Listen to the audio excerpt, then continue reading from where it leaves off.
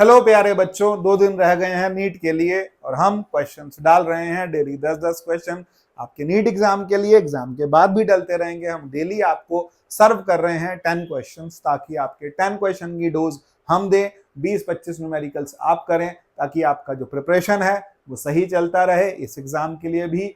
और आगे जो हमारे बोर्ड के एग्जाम है, जो बच्चे हैं बोर्ड के प्रिपेयर कर रहे हैं, नेक्स्ट ईयर नीट के लिए प्रिपेयर कर रहे हैं, ड्रॉप आउट कर रहे हैं, सबके लिए हम आपकी हेल्प करने के लिए हमेशा तैयार हैं। तो आइए 10 क्वेश्चन सॉल्व करते हैं। पहला क्वेश्चन आता है, a wire carrying a current I along positive x axis.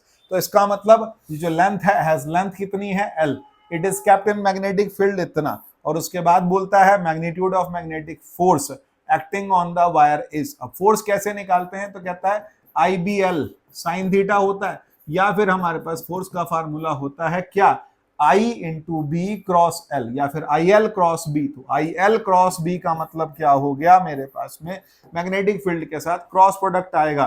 तो इसका मतलब जो हमारे पास करंट है उसके लिए जो वैल्यू लेंगे वो क्या लेंगे, IL I कैप। तो I into L into I cap लिया, क्रॉस प्रोडक्ट लिया है किसके साथ, इसके साथ। I क्रॉस I क्या होगा, 0। तो फिर बचा क्या हमारे पास, I cross J। I cross J क्या हो जाएगा, K। तो I क्रॉस J जो होगा वो K होगा, इसका मतलब यहां वैल्यू मिलेगी 3K। और उसके बाद I क्रॉस K क्या आएगा, माइनस J, या फिर I क्रॉस J K जो आएगा माइनस J। तो इसका मतलब क्या हो गया, और माइनस माइनस प्लस, तो यहाँ क्या बन गया 4J। तो ये वैल्यू आ रही है। अब इसका मैग्नीट्यूड कैसे निकाला जाए, तो स्क्वायर रूट लिया जाएगा, root 3 square plus 4 square, that will come 5 into IL। तो मेरा आंसर आ रहा है 5IL, जो कि फोर्स की वैल्यू है। Let's go to the next question. Question number आ गया 2। A satellite is orbiting just above the surface of Earth with the time period t. D is the density of Earth, G is the universal constant of gravitation। तो quantity 3 pi upon GD की value कितनी आएगी, तो T is equal to हमारे पास formula होता है 2 pi root RE upon G। G की जगह हम क्या लगा देंगे, G की वैल्यू लगा देंगे 4 अपॉन 3 पाई RE रो G। तो RE कट गया, 2 पाई आ गया मेरे पास में, और टर्म कितनी आएगी 3 अपॉन 4 पाई रो G। और यहाँ T की वैल्यू आ रही है, तो मैं T का स्क्वायर क्या करूंगा, T स्क्वायर आएगा 4 पाई स्क्वायर इंटू 3 अपॉन 4 पाई रो G। तो 4 पाई से 4 पाई कट गया, वैल्यू बची 3 pi upon rho G। 3 pi upon rho G, यहाँ पर जो रो G का मतलब G इंटू डी आ गया, T स्क्वायर का वैल्यू मिलेगा। इक्वेशन नंबर 2 का ऑप्शन है T स्क्वायर। नेक्स्ट क्वेश्चन की तरफ चलते हैं। Question number 3, calculate the maximum acceleration of a car so that body lying on its floor remains stationary. The coefficient of static friction is 0.15। तो भाई coefficient of static friction के लिए जब हम वैल्यू लेंगे तो A is equal to mu into G आएगा। तो म्यू की वैल्यू 0.15 इंटू ग्रेविटी 10 आ रहा है, 1.5 मीटर पर second square is the acceleration. तो 1.5 मीटर पर second square is the acceleration, third option आएगा। नेक्स्ट क्वेश्चन की ओर चलते हैं। क्वेश्चन नंबर 4 आता है, the resistance of a platinum wire at 0 degree centigrade is 2 ohm, 6.8 ohm at 80 degree centigrade.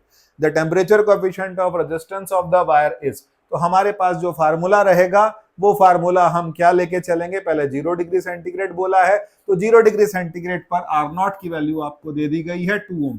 RT is equal to R0 into 1 plus alpha t। तो RT की value मेरे पे कितनी आ रही है 6.8, R0 कितना है मेरे पास 2 is into 1 plus alpha into T कितना आएगा 80। ये कितना आ गया 3.14 is equal to 1 plus alpha into T, ये आएगा 2.4 is equal to alpha into 80। तो alpha is equal to 2.4 upon 80। Alpha की वैल्यू निकाल ली जाएगी 0.3 समथिंग पावर में आ जाएगी, तो 3 इंटू 10 टू द पावर -4।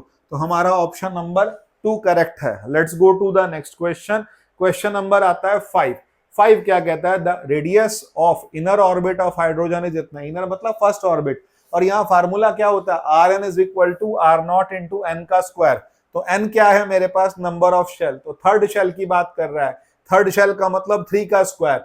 3 का स्क्वायर जब मल्टीप्लाई होगा 9 मल्टीप्लाई होगा 5.3 से, तो 9 जब मल्टीप्लाई होगा 9 इंटू 5.3, तो 3 9 जा 27 और 3 5 जा 9 5 जा 45 और 2 47.7। तो 4.77 angstrom, that will be the answer. Let's go to question number 6। Question 6 क्या कहता है, इसकी बात समझते हैं।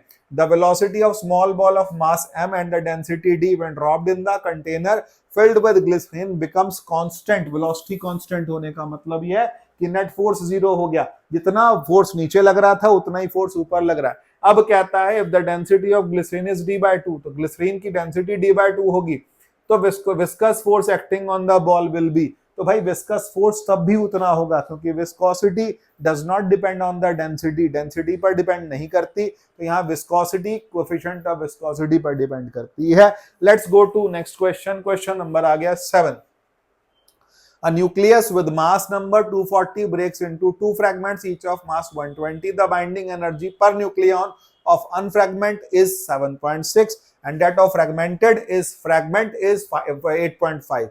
The total gain in energy, तो दोनों energies का difference 8.5 minus 7.6, that will be 0.9 MeV mega electron volt. Let's go to next question. Question number आ गया 8। अब 8 क्या कहता है, find the value of angle of emergence. तो एंगल ऑफ इमर्जेंस के लिए हम इसको सॉल्व कैसे करेंगे, लाइट फॉल हुई है सरफेस पर, सरफेस पर फॉल होने का मतलब ये सीधी आ गई, सीधी आने का मतलब अब आप नॉर्मल बनाएंगे और ये अवे फ्रॉम नॉर्मल जाएगा, ये एंगल मुझे फाइंड करना है। ये 90, ये 60, ये कितना आया 30, ये कितना हुआ 90, ये कितना होगा 60, ये कितना है 30, ये मुझे फाइंड करना है। Mu is equal to sine i upon sine r, लेकिन यहाँ म्यू की वैल्यू ध्यान रखिएगा बच्चों, म्यू नहीं √3 नहीं लगानी, 1/√3, क्योंकि लाइट आ रही है ग्लास से एयर, ग्लास से एयर आ रही है 1/√3। साइन आई कितना है, कहता है sine 30 is equal to sine r, तो यहाँ साइन आर की वैल्यू कितनी आ जाएगी √3/2, तो इसका मतलब आर की वैल्यू कितनी आ गई मेरे पास 60 डिग्री,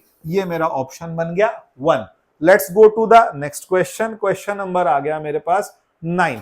9 क्या कहता है, a convex lens A of focal length 20 cm and a concave lens B of focal length 5 cm are kept along the same axis with the distance d between them. If the parallel beam of light falling on A leaves B as the parallel beam, then the distance d in centimeter will be. तो भाई इसका मतलब net focal length कितना आ रहा है, net focal length 0 है, तो इसका मतलब हम कैसे करें, तो हमारे को d की वैल्यू कैसे निकाली जाएगी, d की वैल्यू निकाली जाएगी हमारे पास नेट फोकल लेंथ 0 होने का मतलब क्या हो गया 1/0 इज इक्वल टू, या फिर हम नेट फोकल लेंथ 0 लेने का मतलब नेट पावर 0 आ रही है और फोकल लेंथ इंफिनिटी आएगी, तो power 0 is equal to 1/f1 plus 1/f2 minus d/f1f2।